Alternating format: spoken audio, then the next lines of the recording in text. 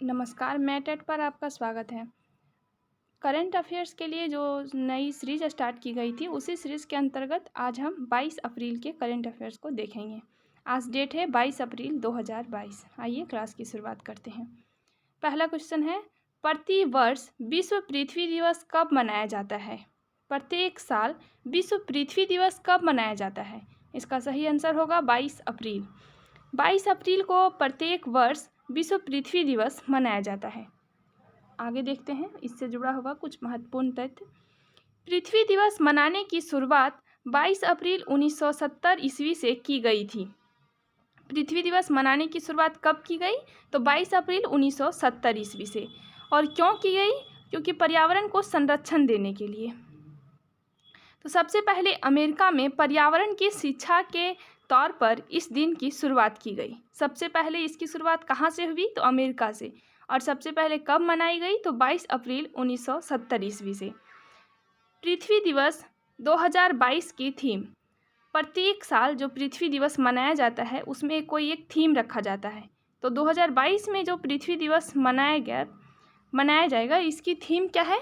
तो invest in our planet. आगे देखिए, विश्व जल दिवस इसी से जुड़ा हुआ है। विश्व जल दिवस कब मनाया जाता है? 22 मार्च।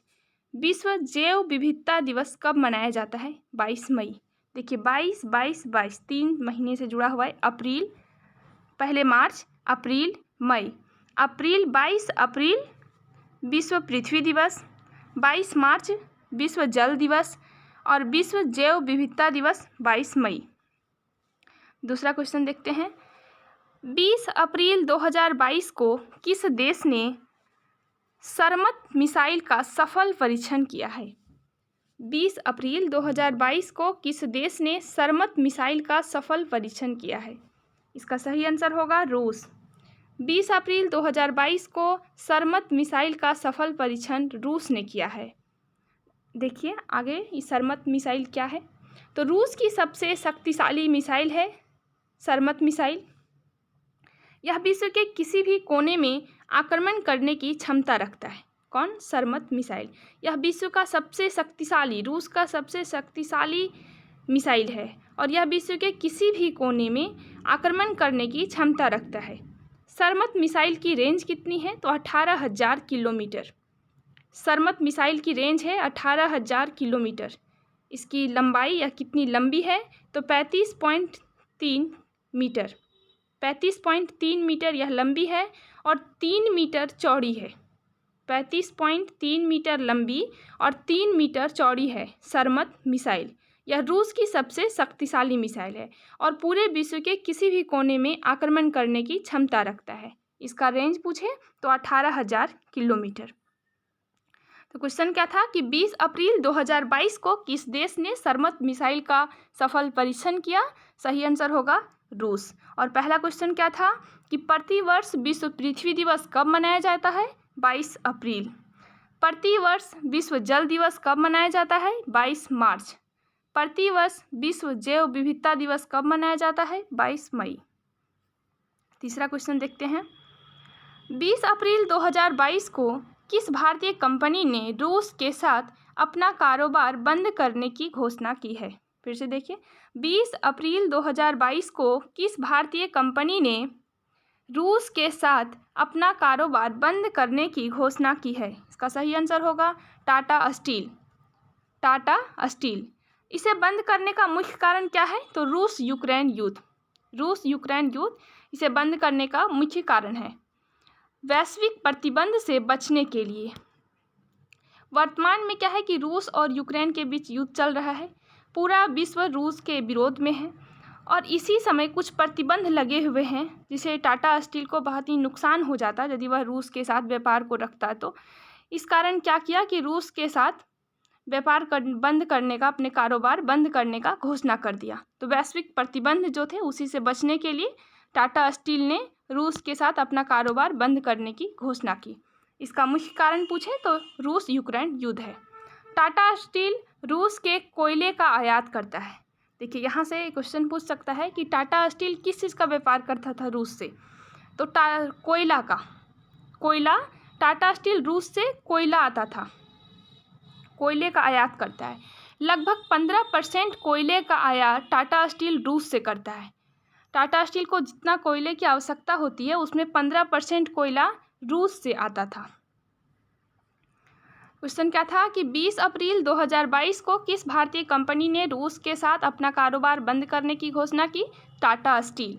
इसका मेन कारण क्या था? तो रूस यूक्रेन युद्ध। किस चीज़ का व्यापार करता था टाटा स्टील रूस के साथ? तो कोयला का। कोयला आयात होता था रूस से। कितना परसेंट? 15%।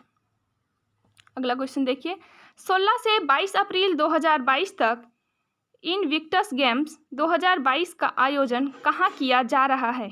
16 से 22 अप्रैल 2022 तक इनविक्टस गेम्स 2022 का आयोजन कहाँ किया जा रहा है? तो यह किया जा रहा है हेग नीदरलैंड में। Hague Netherlands. इसमें मुख्य रूप से घायल और बीमार पूर्व सैनिक भाग ले सकते हैं। इनविक्टस जो गेम है इसमें कौन भाग ले सकता है, कौन पार्टिसिपेट कर सकता है? तो घायल और बीमार पूर्व सैनिक। ठीक है। इनविक्टस गेम्स को पहली बार कब खेला गया? तो पहली बार 2014 में लंदन में खेला गया था। इनविक्टस गेम्स को पहली बार 2014 में लंदन में खेला गया था। इसमें कौन भाग ले सकता है? तो घायल और बीमार पूर्व सैनिक।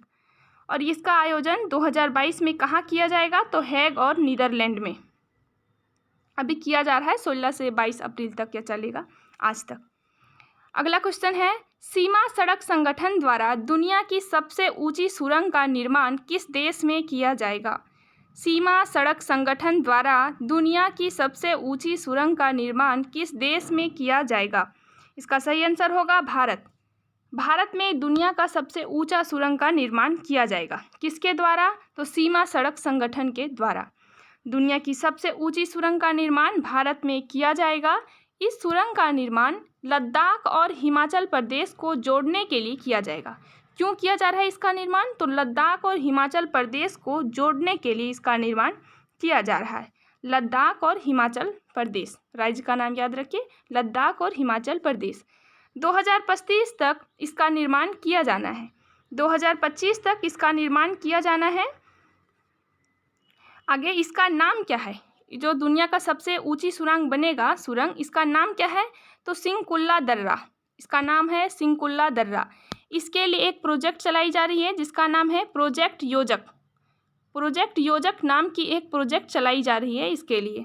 इसकी ऊंचाई कितनी होगी? इसकी ऊंचाई 16,580 फीट होगी। इसकी ऊंचाई 16,580 फीट होगी और लंबाई 4.25 किलोमीटर होगी। इसकी लंबाई 4.25 किलोमीटर और ऊंचाई 16,580 फीट। क्वेश्चन क्या था? सीमा सड़क संगठन द्वारा दुनिया की सबसे ऊंची सुरंग का निर्माण किस देश में किया जाएगा? भारत।